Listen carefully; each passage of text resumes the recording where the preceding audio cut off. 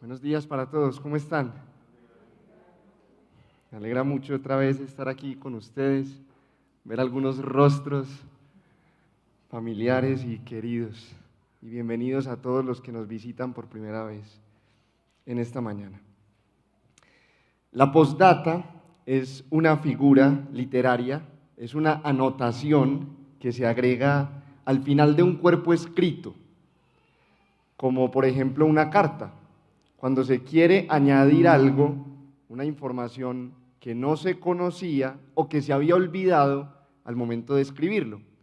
Nosotros vivimos en la era digital y cada vez es menos frecuente encontrarse con una postdata, porque nuestras nuevas tecnologías nos permiten modificar en tiempo real y sin dejar ningún rastro y sin ninguna dificultad cualquier texto, nos permiten añadir o nos permiten quitar cualquier cosa.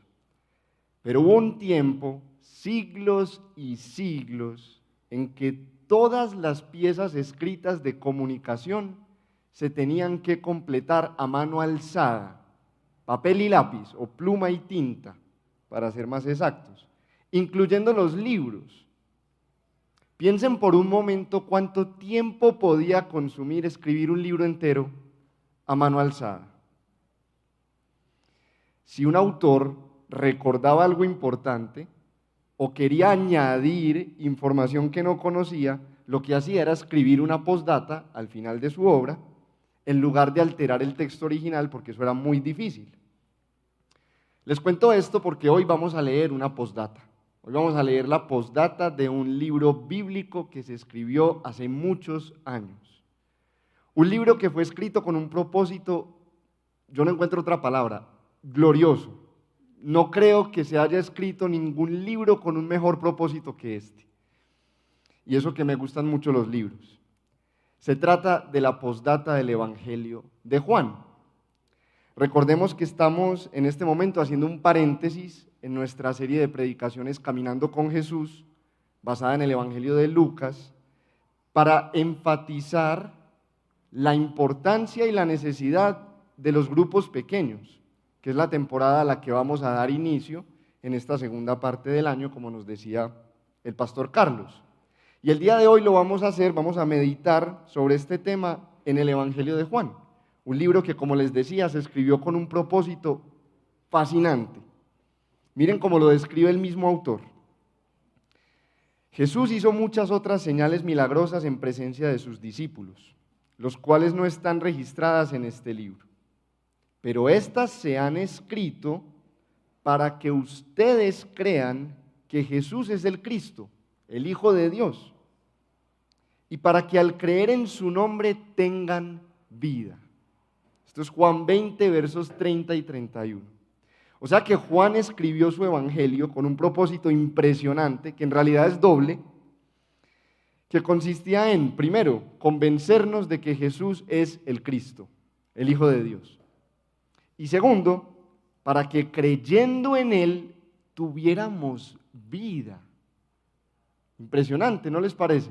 Un propósito casi demasiado osado, demasiado atrevido, como presuntuoso. ¿Qué tipo de escrito puede producir vida en aquel que lo lee o lo escucha? El relato del Evangelio puede hacer eso. Y eso fue lo que escribió Juan. El Evangelio son las buenas noticias de la encarnación de Jesucristo.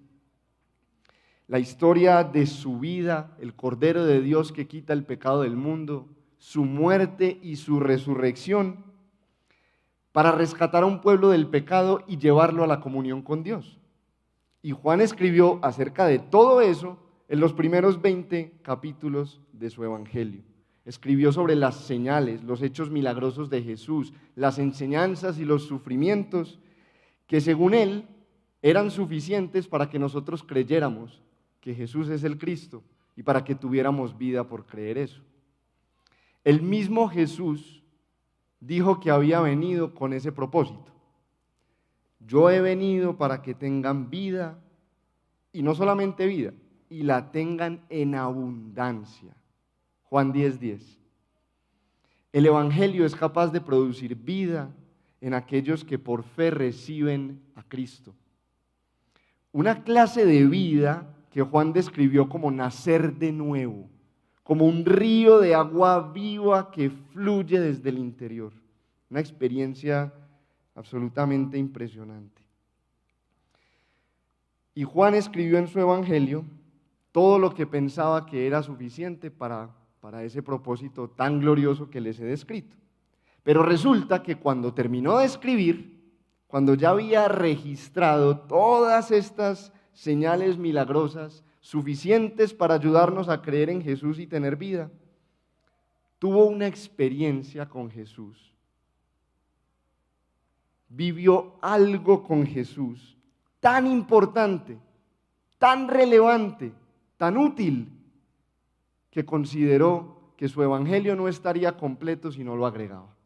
Ya había terminado su obra, la había cerrado con ese comentario que les leí y vivió algo que no se podía guardar, que tenía que escribir y compartir con sus lectores y con todos nosotros. ¿Qué fue eso que Juan vivió y que agregó a su evangelio? ¿De qué se trata?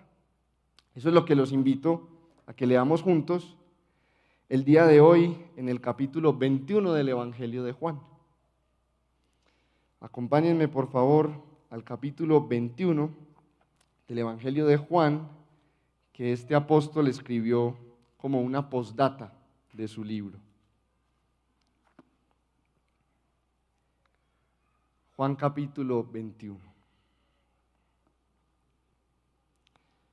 Si están ahí, les pido que me acompañen por favor en la lectura. Dice así la palabra de Dios en la Nueva Versión Internacional. Momento, que estoy en Lucas, perdón. Juan capítulo 21. Las costumbres. Juan capítulo 21. Después de esto, Jesús se apareció de nuevo a sus discípulos junto al lago de Tiberíades. Sucedió de esta manera. Estaban juntos Simón Pedro, Tomás, al que apodaban el gemelo, Natanael, el de Caná de Galilea, los hijos de Zebedeo y otros 2 discípulos. Me voy a pescar, dijo Simón Pedro. Nos vamos contigo, contestaron ellos. Salieron pues de allí y se embarcaron, pero esa noche no pescaron nada.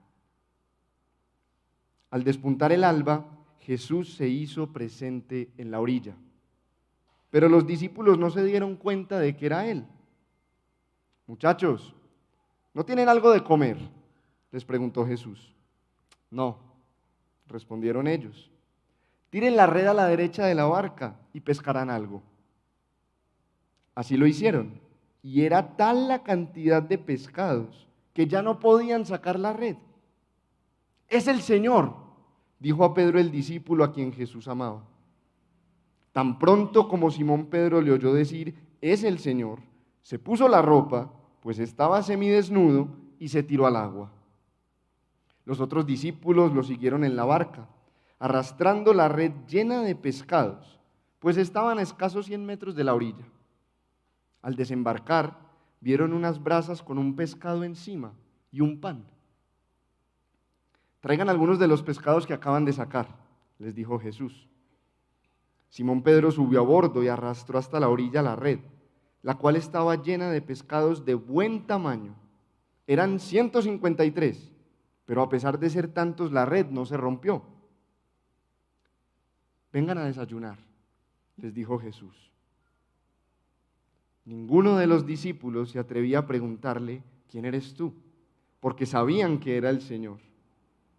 Jesús se acercó, tomó el pan y se lo dio a ellos, e hizo lo mismo con el pescado. Esta fue la tercera vez que Jesús se apareció a sus discípulos después de haber resucitado. Cuando terminaron de desayunar, Jesús le preguntó a Simón Pedro, Simón, hijo de Juan, ¿me amas más que estos? Sí, Señor, tú sabes que te quiero, contestó Pedro. Apacienta mis corderos, le dijo Jesús.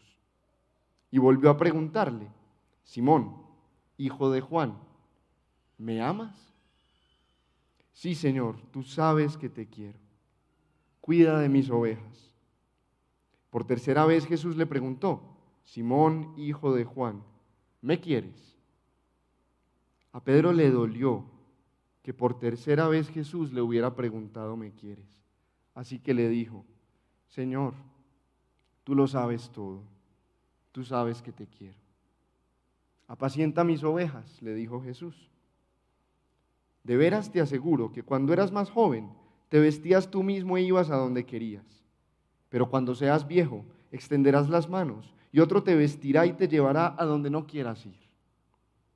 Esto dijo Jesús para dar a entender la clase de muerte con que Pedro glorificaría a Dios. Después de eso añadió, sígueme. Al volverse, Pedro vio que los seguía el discípulo a quien Jesús amaba, el mismo que en la cena se había reclinado sobre Jesús y le había dicho, Señor, ¿quién es el que va a traicionarte? Al verlo, Pedro preguntó, Señor, ¿y este qué? Si quiero que él permanezca vivo hasta que yo vuelva, ¿a ti qué? Tú sígueme nomás. Por este motivo corrió entre los hermanos el rumor de que aquel discípulo no moriría. Pero Jesús no dijo que no moriría, sino solamente, si quiero que él permanezca vivo hasta que yo vuelva, ¿a ti qué? Este es el discípulo que da testimonio de estas cosas, Juan, y las escribió. Y estamos convencidos de que su testimonio es verídico. Jesús hizo también muchas otras cosas, tantas que si se escribiera cada una de ellas, pienso que los libros escritos no cabrían en el mundo entero. Y ahora sí cierra Juan su obra, después de haber agregado esta postdata. Acompáñenme a orar una vez más y nos metemos juntos a este texto. Señor, ayúdanos a entender la relevancia de este capítulo para que podamos responder a tu invitación. Te lo pedimos así, reunidos en el nombre de tu Hijo Jesucristo. Amén. Entonces, ¿qué nos enseña la postdata del Evangelio de Juan?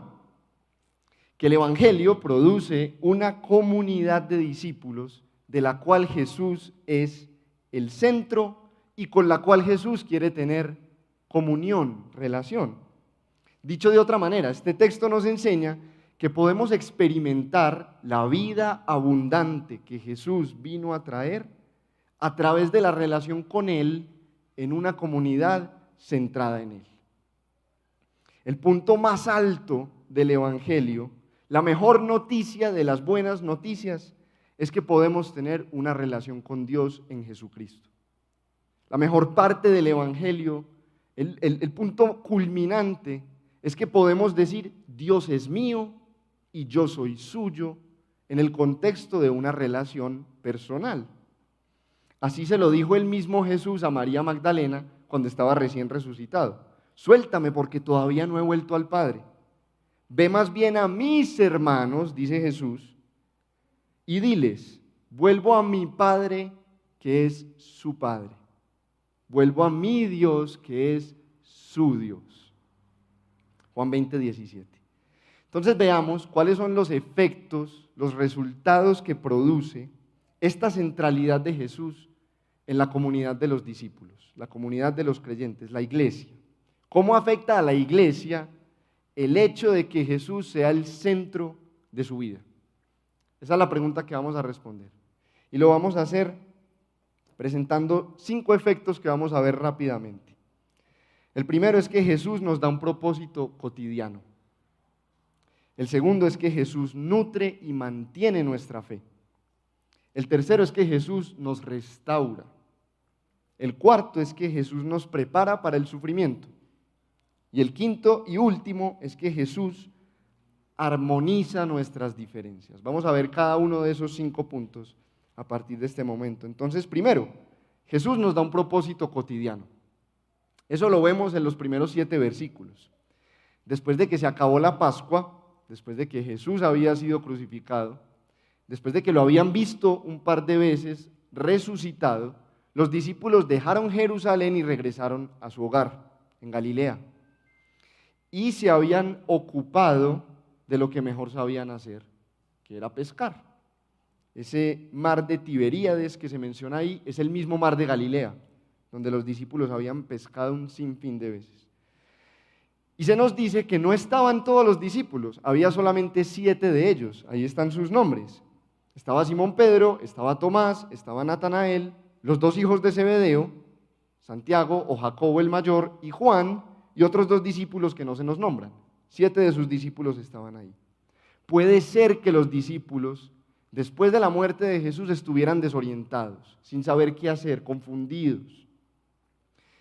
Y también puede ser que tuvieran miedo de los judíos en Jerusalén y hubieran huido a Galilea. También puede ser que estuvieran esperando instrucciones del Señor y mientras tanto pues se ocupaban de lo que sabían hacer. Lo que es claro es que Jesús se les aparece en su cotidianidad.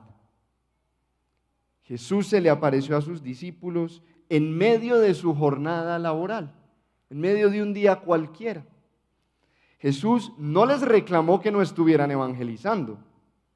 Al contrario, Jesús se unió a su pesca y les resolvió un problemita de un fracaso muy serio que habían tenido esa noche. Lo que Jesús hizo, en cambio, fue recordarles quién era Él, el Señor. Y la manera en que lo hizo fue repitiéndoles un milagro que ellos ya conocían. Ellos ya habían visto a Jesús una vez proveerles una cantidad milagrosa de peces. El día en que Jesús llamó por primera vez a Pedro y a otros de sus discípulos, ellos ya habían visto cómo dramáticamente Jesús les revelaba que era el Señor. A tal punto que Pedro ese día cayó de rodillas y le dijo: apártate de mí, Señor, que soy un hombre pecador. A lo que Jesús le respondió a Pedro y a otros: síganme y yo los haré pescadores de hombres. Esto resonó en sus mentes al ver prácticamente el mismo milagro ocurriendo. Y vemos que Jesús de esta manera nos está dando a sus discípulos un propósito cotidiano, es decir, un propósito regular, normal, diario. Cualquiera que sea nuestra pesca, entre comillas, nuestra ocupación, la vocación a la que nos dedicamos, los discípulos de Jesús somos llamados a ser pescadores de hombres. Él se encuentra con nosotros en la cotidianidad, en nuestra vida diaria, en nuestro trabajo, y nos recuerda nuestro propósito mayor: extender el Evangelio, expandir el reino de los cielos, así como Fede nos decía hace 8 días. El Señor nos recuerda, en medio de la vida diaria, que somos un pueblo con una misión. O sea que las distintas profesiones no son un obstáculo ni una interrupción en nuestra comunión con Dios o en nuestra relación con Él. Al contrario, para los discípulos de Jesús son oportunidades para tener comunión con Él y para llevar a otros a tener esa misma comunión. Entonces, preguntémonos, ¿cómo podemos tener comunión con Jesús y llevar a otros a esa misma comunión a través de nuestras ocupaciones diarias? Esa es una pregunta para todos nosotros, independientemente de lo que hagamos de lunes a sábado. Número 2, el segundo efecto de la centralidad de Jesús en la comunidad de discípulos es que Jesús nutre y mantiene nuestra fe. Eso lo vemos en los versículos 9 al 14. Yo quiero que ustedes usen su imaginación para producir esta escena en sus mentes. Un grupo de hombres mojados, desorientados, confundidos, cansados y frustrados por una noche de arduo trabajo sin ningún fruto, probablemente también muy hambrientos, que recibe una invitación a desayunar. Un pancito caliente, un pescadito fresco, en medio del frío de la madrugada, alrededor de una mesa con el que es su Señor, su Maestro, su amigo, Jesús de Nazaret. Y aunque ellos no lo reconocieron, hasta el milagro de los peces, Jesús se refirió a ellos con mucha familiaridad, de una manera muy tierna. En el versículo 5 leemos que les dijo muchachos, literalmente les dijo hijitos, una expresión muy cariñosa. Los trató como haría un padre con sus niños alrededor de la mesa, partiéndoles las porciones y sirviéndoles la comida y repartiéndole a cada uno lo que él mismo había preparado. Y no solamente les alivió la frustración de un desvelo estéril, sino que los nutrió, los sació con un desayuno de gracia. Sentarse a la mesa juntos en el mundo antiguo, como a veces pasa todavía hoy en día, representaba amistad, representaba claramente camaradería, cercanía. Jesús les estaba proveyendo a sus discípulos más que un desayuno, les estaba proveyendo un espacio de comunión, un momento de compañerismo, algo de satisfacción, de alegría, para nutrir y sostener su fe. Aquí aprendemos que nuestra relación con Jesús depende de Jesús.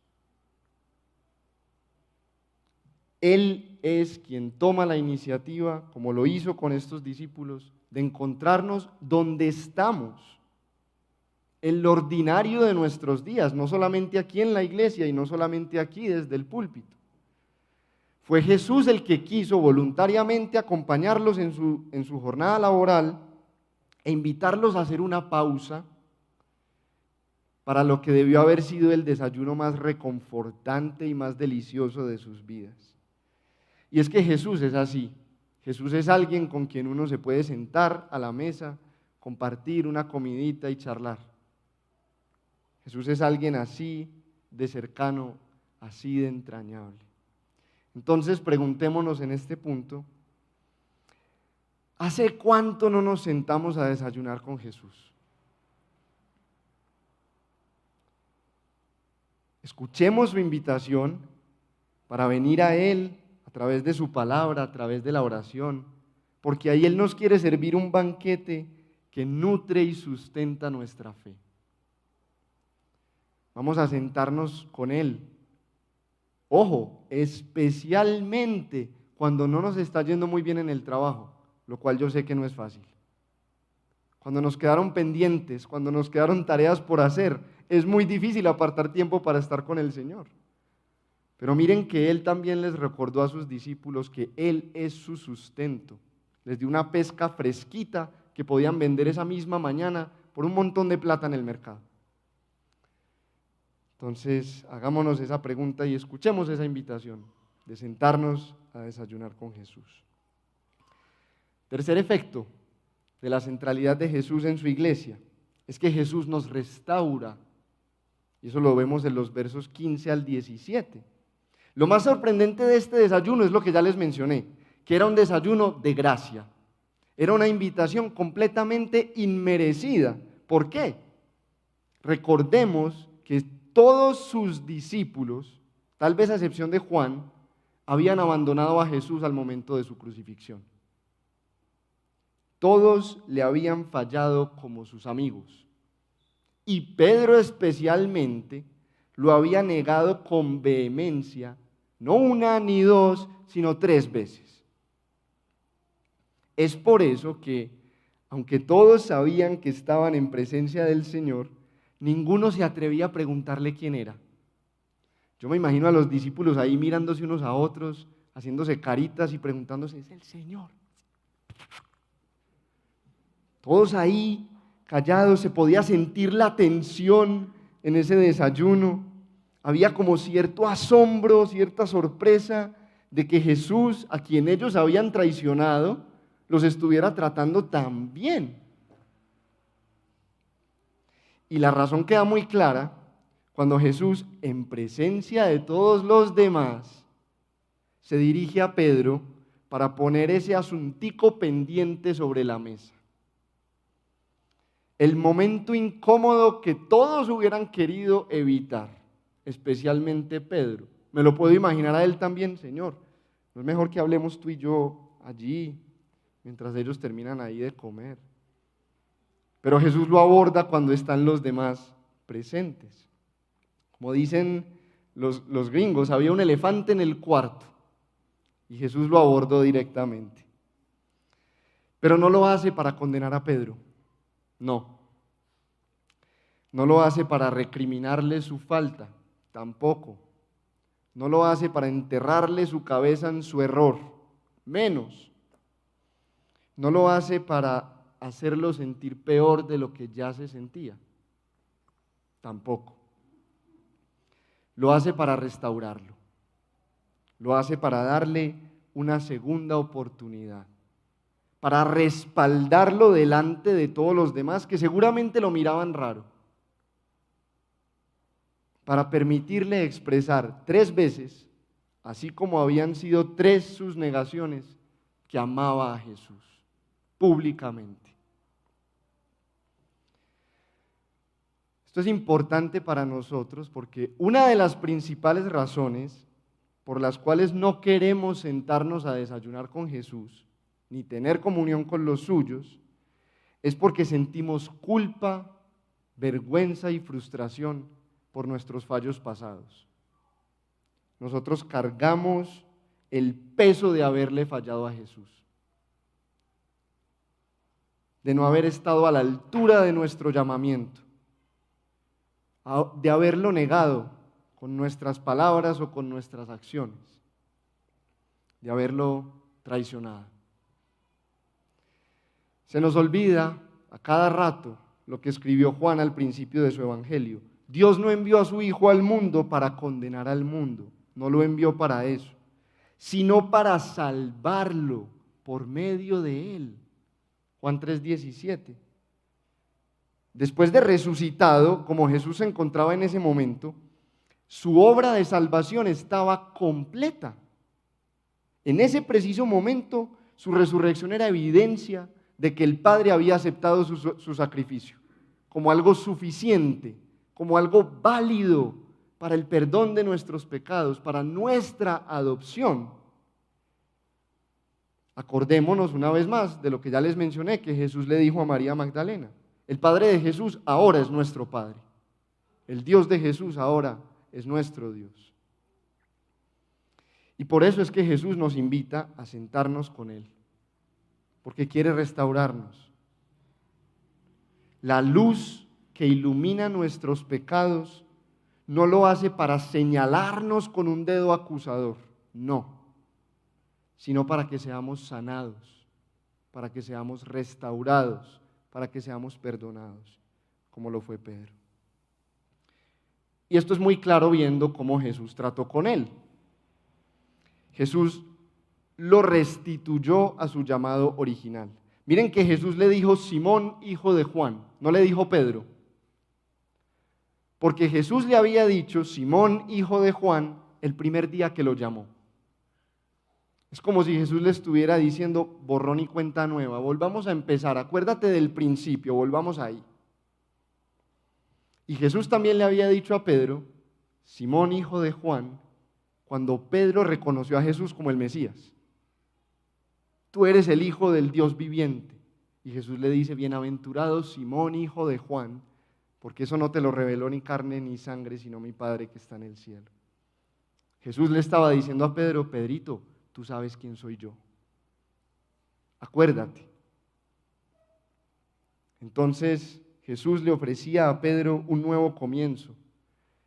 Y entre líneas le estaba diciendo lo mismo que le dijo a la mujer sorprendida en adulterio. Tampoco yo te condeno. Puedes estar tranquilo, Pedrito. Recuerda que yo sé quién eres tú y tú sabes quién soy yo.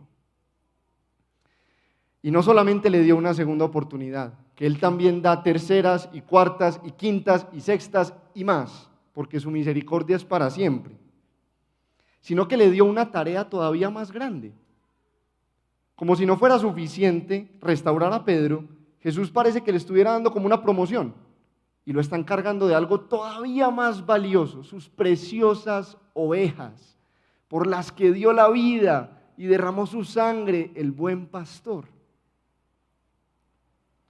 Entonces, preguntémonos en este punto, ¿sentimos que le hemos fallado al Señor? ¿O efectivamente sabemos que le hemos fallado? Es posible que por eso evitemos su presencia y la compañía de los cristianos. pues entonces volvamos a Él, a ser restaurados y perdonados en este amor tan puro, tan sincero. Número 4, Jesús nos prepara para el sufrimiento. Versos 18 y 19. Este espaldarazo que Jesús le da a Pedro también tenía el propósito de prepararlo para el sufrimiento que habría de venir. Jesús está anticipando con esa expresión del versículo 18, de extender los brazos, que Juan nos aclara en el versículo 19, que Pedro iba a morir crucificado. Eso nos puede sonar terrible, pero para Pedro eso fue una afirmación demasiado gozosa, demasiado alegre. Porque Jesús le había dicho a Pedro en la última cena: a donde yo voy, no puedes seguirme ahora, pero me seguirás más tarde. Juan 13:36. Eso fue antes de que Pedro negara a Jesús, antes de que Pedro entendiera su profunda fragilidad, antes de que Pedro comprendiera que lo sostiene, como a todos nosotros, la gracia de Dios y no su propia determinación. En ese entonces Pedro no estaba preparado para seguir a Jesús hasta la muerte, que era de lo que Jesús estaba hablando en ese momento. Y quedó claramente demostrado cuando Pedro lo negó, tal vez precisamente para evitar el mismo destino de Jesús. Pero ahora sí, después de recibir el perdón y la gracia incondicional, inmutable de Jesús, ahora Pedro sí está preparado para eso. Jesús le estaba diciendo a Pedro: ya no me vas a negar más. Ya ni siquiera el temor de la muerte te va a hacer negarme. Jesús le estaba diciendo a Pedro que Él lo iba a sostener en medio del sufrimiento, en medio de la dificultad y en medio de la muerte horrible que lo esperaba. Si nosotros hoy vemos el mundo que nos rodea como está y todo lo que está pasando, si tenemos algo de discernimiento para entender los tiempos, y si creemos en la Biblia, podemos estar seguros de que el sufrimiento también nos espera a los cristianos. Seguros. Entonces, preguntémonos, ¿de qué manera lo ves venir tú? ¿Cómo puedes imaginarte que tendrás que sufrir en el futuro? No sé qué tan cercano. ¿Cómo te imaginas que el sufrimiento nos llegará? La invitación de Jesús es a que vengamos a Él, con Él en el centro de la comunidad de sus discípulos, para recibir la gracia suficiente y necesaria para mantenernos firmes y glorificarlo en la vida y en la muerte. Y finalmente, el último efecto de la centralidad de Jesús en la iglesia, en la comunidad de sus discípulos, es que Jesús armoniza nuestras diferencias. Todos los discípulos de Jesús somos diferentes. Todos tenemos nuestra propia personalidad única y singular. Asimismo pasaba con los apóstoles, y lo podemos ver en este texto. Tenemos por un lado a Juan, el discípulo a quien Jesús amaba, muy sensible a las realidades espirituales. Él fue el primero en darse cuenta que era el Señor. Tenemos a Pedro por otro lado, un hombre de armas tomar, como dicen en España, un hombre impetuoso, impulsivo, pronto para la acción. Fue el primero en echarse al agua y salvar esos 100 metros que lo separaban de Jesús, como todo un nadador olímpico y vestido. Y tenemos a los demás, que eran un poco más discretos, que se quedaron en la barca y esperaron hasta llegar a Jesús, que se dejaban guiar por el liderazgo de Pedro y de otros. Pero Jesús, siendo el centro de la comunidad de discípulos, armoniza nuestras diferencias, las reconcilia y las usa para el bien de todo el grupo. Él llamó a personas muy distintas, con diferentes historias, trasfondos, personalidades y talentos. Unos eran pescadores, otros eran recaudadores de impuestos. Unos somos médicos, otros ingenieros. Unos somos hombres, otros mujeres. Unos son ancianos, jóvenes y niños. Pero nos llamó a Él, a Jesús, y a conformar una comunidad tan diversa como nosotros mismos somos, pero que encuentra en Jesús su común denominador. Si no fuera por Jesús, la mayoría de los que estamos aquí ni siquiera nos conoceríamos, ni hablar de tener una relación. Tal vez no nos cruzaríamos nunca en la vida. La manera en que Jesús armoniza nuestras diferencias es poniéndonos a todos al mismo nivel, a ras. Jesús armoniza nuestras diferencias poniéndonos a todos en un terreno que es llano, plano, delante de la cruz, donde nadie está por encima de nadie. Todos igualmente necesitados y dependientes de la gracia de Dios. Y esto lo vemos en este texto de dos maneras. Primero, con la primera pregunta que Jesús le hace a Pedro, que si notaron es diferente a las otras dos. En la primera Jesús le dice: Simón, hijo de Juan, ¿me amas más que estos? Aquí yo me imagino otra vez a los discípulos volteando a mirar a Pedro, pensando, a ver qué dice este conchudo. A ver si se atreve a decir que ama más a Jesús que nosotros. Pero Pedro no hizo eso, aunque no sé si tuvo ganas de hacerlo, sino que se limitó a decir: sí, Señor, tú sabes que te amo. Se limitó a expresarle a Jesús su amor por él. ¿Qué estaba haciendo Jesús? Con esta pregunta, Jesús invitó a Pedro a reflexionar en las que habían sido sus mismas palabras en el pasado. Porque Pedro había dicho, sacando pecho: aunque todos te abandonen, yo jamás lo haré. Mateo 26, 33. Y después lo negó 3 veces. Jesús le hizo entender a Pedro que él no era superior a los demás discípulos.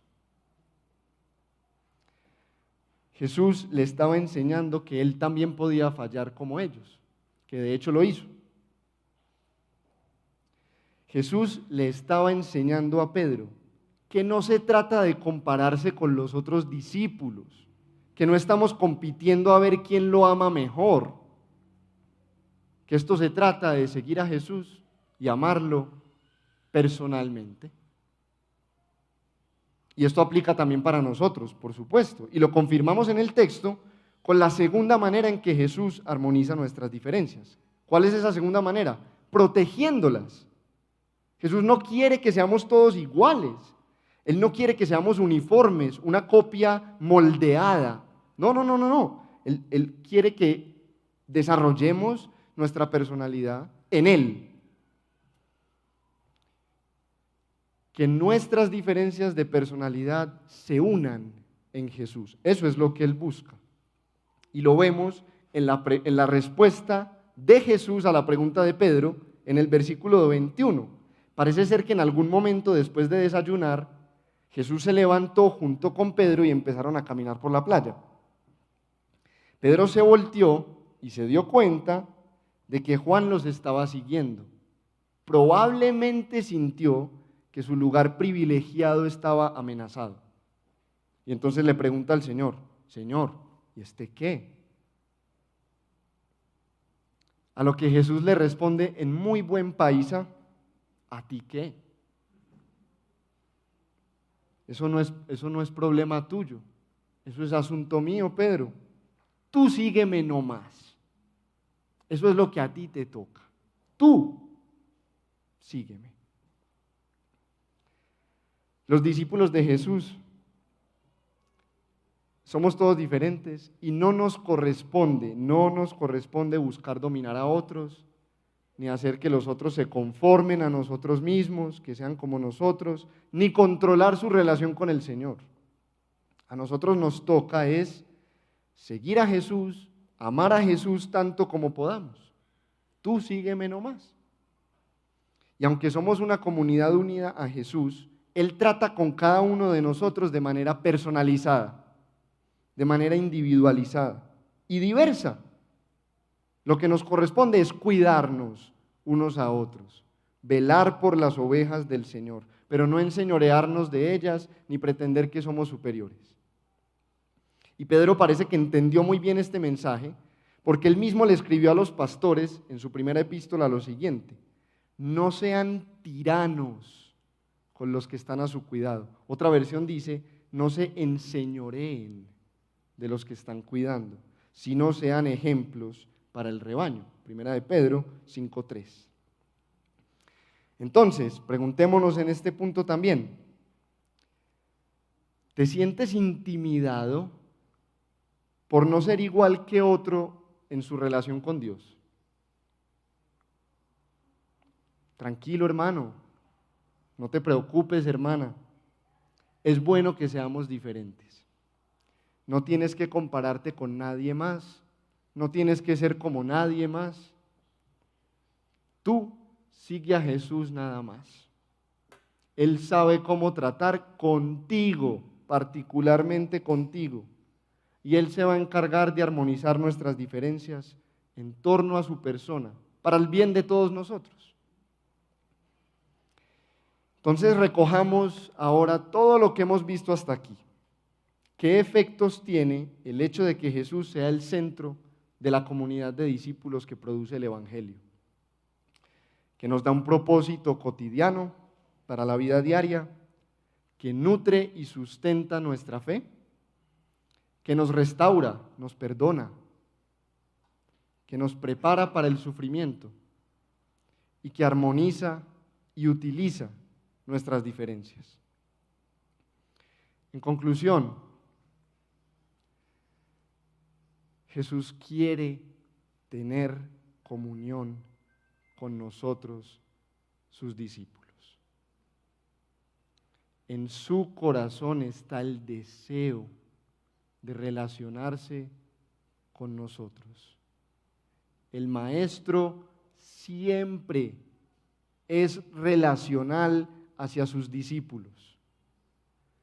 Es difícil encontrar en cualquier otro lugar de los evangelios una imagen más entrañable de la relación cercana, amigable, estrecha, íntima, cálida, cómoda, satisfactoria que Jesús quiere tener con los suyos.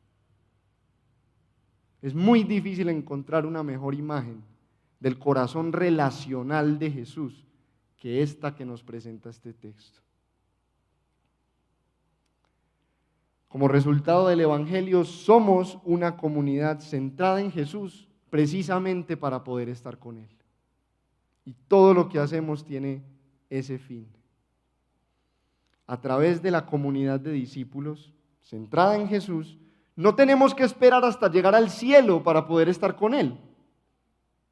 Eso es lo que nos enseña este capítulo. Jesús ya estaba resucitado, como nos pasa a nosotros hoy en día. No tenemos que esperar hasta la última y gozosa reunión para disfrutar de su presencia, porque Él quiere estar con nosotros hoy. Entonces, antes de que podamos ver a la cara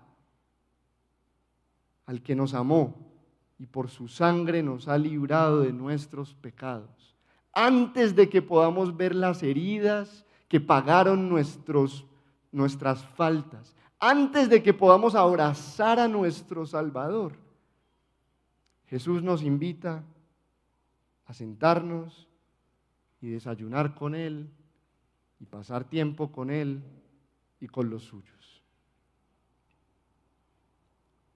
Esta es la realidad tan importante, tan relevante, tan práctica, que Juan no podía dejar fuera de su evangelio y que el Señor nos quiere recordar hoy a todos los que tengamos oídos para escuchar.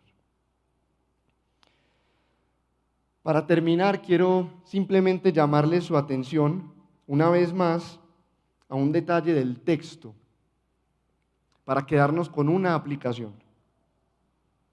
En el versículo 2 vemos que todo esto ocurrió en presencia de un grupo pequeño. 7 personas. Ni siquiera estaban los 12. Y yo no creo que sea una simple casualidad. Aunque todo lo que les voy a decir podría aplicarse en un sentido general a esta congregación,